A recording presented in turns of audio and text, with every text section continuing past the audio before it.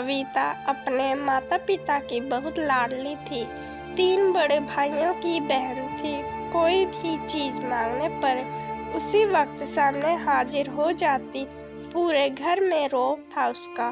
पूरी परिवार और नौकरों पर राजकुमारी की तरह हुक्म चलाती थी कविता।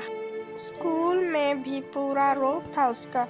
बड़े घर की लाडली जो थी वह। ऐसे ही उसने कॉलेज में दाखिला लिया। उसके ठाड़ बाट बड़ी गाड़ी में आना जाना, हर दिन नया फैशन देखकर हर कोई उससे दोस्ती करना चाहता था। थोड़े ही दिनों में उसके बहुत से दोस्त बन गए। पूरे कॉलेज में उसकी अपनी ही एक पहचान थी। इन दिनों उसके घर एक रिश्ता आया। खानदानी लोग थे और पापा की पुरानी जान पहचान थी। उनके साथ कविता के साथ कोई जबरदस्ती नहीं थी, पर कविता ने फिर भी हाँ कर दी क्योंकि वह अपने परिवार से बहुत प्यार करती थी। वह जानती थी कि वह लोग उसका अच्छा ही सोचेंगे। लड़के का नाम राज था। राज काफी पढ़ा लिखा और समझदार लड़का था। ससुराल वाले भी बहुत अच्छे थे। ससुराल में कविता की जगह वैसे ही थी जैसे कि मायके में। कोई भी कार्य कविता की सलाह के बिना नहीं होता था। सबकी लाडली बहू बन गई थी वह। फिर उसके घर एक बेटे का जन्म हुआ। राहुल कविता को जान से प्यारा था। पोता पाकर ससुराल वाले तो फूले नहीं समाते थे। कविता कभी कभी सोचती कि उसकी किस्मत कितनी अच्छी है। उसका हर अपना उसे कितना प्यार करता है। चाहे जीवन में कैसा भी समय आए, मेरे अपने हमेशा मेरे साथ है। मैं कभी अकेली नहीं हो सकती। खुशहाल किस्मत हूँ मैं, पर शायद कविता की खुशियों को उसकी अपनी ही नजर लग गई थी। एक दिन वह मायके जाने की जिद कर बैठी। राज को बहुत काम था, लेकिन वह फिर भी उसे ले गया। रास्ते में उनकी गाड़ी अन्य गाड़ी से टकरा गई। कविता, राज और राहुल बहुत बुरी तरह से जख्मी हो गए।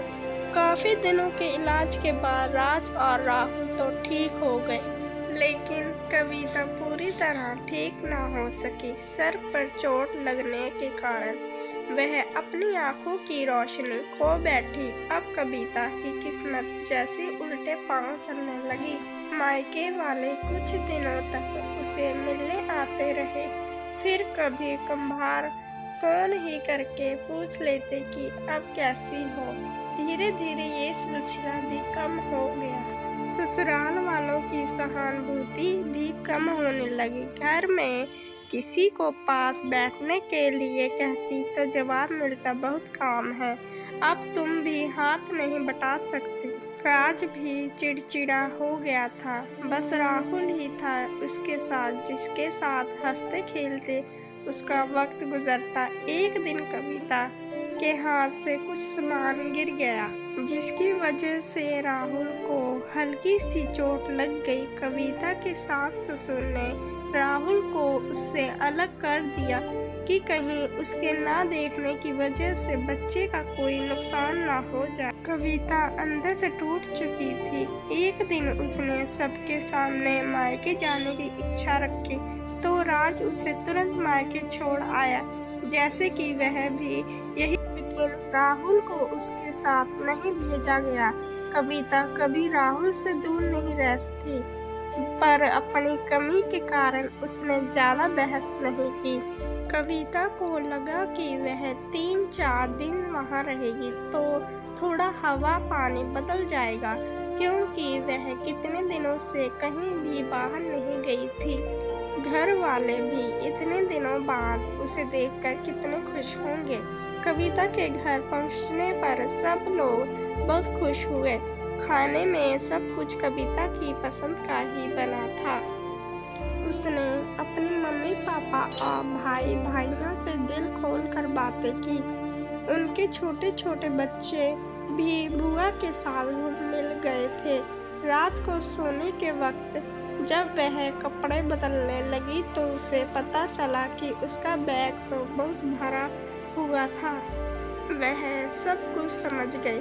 वह बहुत उदास हो गई। कुछ दिनों तक तो सब ठीक रहा, फिर जैसे सब बदलने लगा, सबका व्यवहार बदल रहा था। वह लोग जैसे थक चुके थे उससे, सब लोग घुमा फिरा कर पूछने लगे कि राज कब आ रहा है, उसे ले जानो। वह बहाना बना देती, जबकि वह जानती थी कि उस घर में अब उसके लिए कोई जगह नहीं।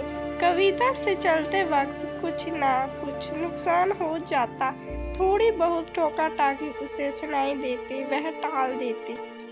एक दिन उसके हाथ से लगकर एक कीमती फूलदान टूट गया।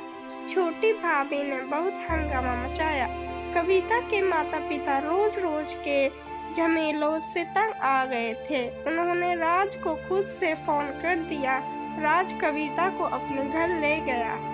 कविता को अपने परिवार वालों से ये उम्मीद ना थी। जिस कविता के कहे बिना घर में एक पत्ता भी नहीं हिलता था, उस घर के लिए वह अब बोझ बन चुकी थी।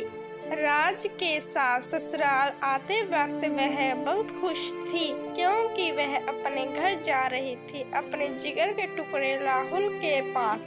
परंतु यह खुशी भी कुछ पल की ही थी। सारा बंदोबस्त पहले ही किया हुआ था। कविता को सीधे ऊपर वाले कमरे में पहुंचा दिया गया।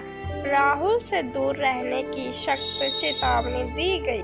एक काम वाली लता को उसकी जिम्मेदारी सौंपी गई, जो उसके खाने पहनने जैसी जरूरतों का ध्यान रखती।